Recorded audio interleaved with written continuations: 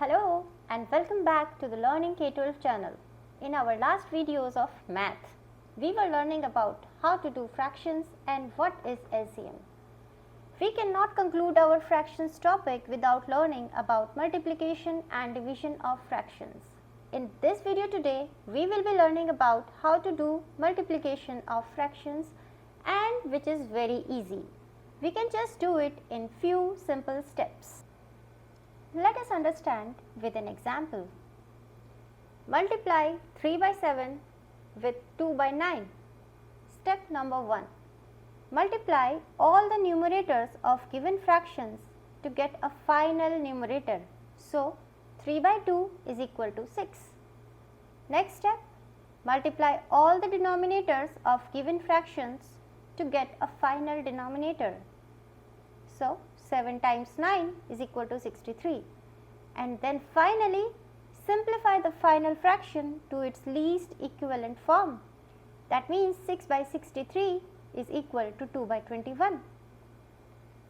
So, multiplying fractions is way simpler than adding and subtracting fractions. Now, let me ask you a question.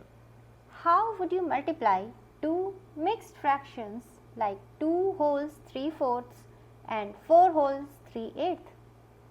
Let me give you a small hint. You need to convert the mixed fraction into their equivalent improper fractions first. What? You forgot that already? You need to check out this video to understand how to convert a mixed fraction into its equivalent improper fraction. And not only multiplication, it's very important to know how to divide the fractions as well. Why is it important? Let me give you an example. Just imagine a situation where you are invited to a birthday party.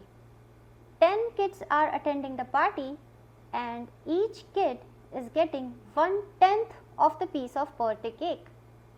But your friend dropped his share and you must give him half from your share.